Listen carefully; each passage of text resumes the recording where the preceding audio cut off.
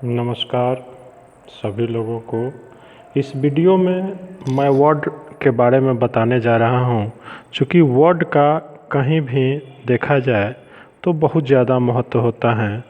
बिना वर्ड का हम अंग्रेजी या कोई भी भाषा आसानी से नहीं सीख सकते हैं।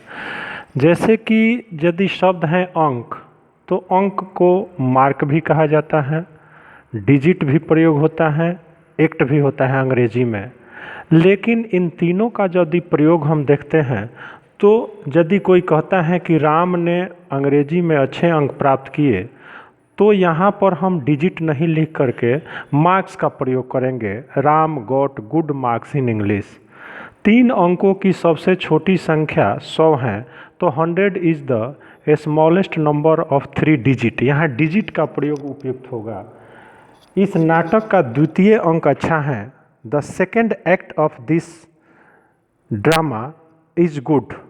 तो इस तरह से यदि हम देखते हैं तो तीनों का शब्द जो हैं एक हैं, लेकिन तीनों का प्रयोग जो है अलग अलग हैं।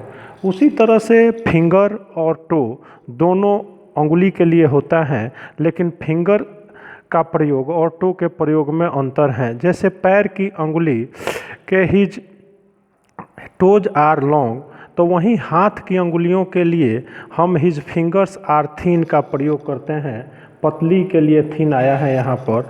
तो इस तरह से हम देखते हैं कि जहाँ पैर के लिए टो, वहीं हाथ की अंगुली के लिए फिंगर्स का प्रयोग उपयुक्त होगा, राइट होगा, अन्यथा वह गलत हो जाएगा। उसी तरह से पैर के अंगूठा के लिए बिग टो का प्रयोग होगा, वह राइट होगा उपयुक्त। उसके पैर का अंगूठा छोटा है, his big toe is small. तो यदि कोई कहता है कि उसके हाथ का अंगूठा बड़ा है, तो हिज थंब इज बिग।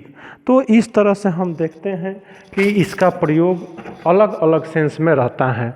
उसी तरह से यदि कोई वर्ड है अकेला, तो अकेला का एलोन भी होगा, सिंगल भी होगा। लेकिन जब उसके प्रयोग हम देखते हैं, राम अकेला रहना चाहता है, Ram wants to live alone, तो वहीं पर यदि कोई यह कहता है कि एक अकेला आदमी इसे कर सकता है, तो वहाँ पर हम देखते हैं a single man can do it. तो वहीं पर हम देखते हैं कि a single man can do it. तो ये सब हम देखते हैं कि सिंगल और एलोन का प्रयोग अलग अलग हैं। उसी तरह से गुड जो हैं, गुड, ऑल राइट, वेल, इन सब के लिए अच्छा हिंदी में शब्द होता है, लेकिन इसका प्रयोग हम देखते हैं कि अलग अलग हैं। जैसे यह स्लेट अच्छी है, this is a good slate. वह अंग्रेजी में अच्छा कर रहा है, he is doing well in English. अच्छा, अब हम लोग चलते हैं। तो यह है all right, let us go now. तो यह सारे के सारे शब्द जो हैं हम देखते हैं कि शब्द भले हिंदी में एक हैं, लेकिन इनका प्रयोग जो है, प्रयोग उसी के अनुसार है जो इनके रिक्वायरमेंट है। तो हमें हमेशा इस बात का ध्यान रखना चाहिए कि यह जो है, इसका प्रयोग जो है जहाँ पर जैसा उपयुक्त हो वहीं पर करें तो वह ज़्यादा बेहतर है। अन्यथा शब्द का प्रयोग यदि गलत होता है तो उसका मीनिंग भी बिल्कुल गलत हो जाता है। तो हमें इस पर ध्यान देना चाहिए, और धीरे धीरे मैं आगे के वीडियो में भी आपको इसके बारे में बताऊंगा। आप इसको लाइक अवश्य करें।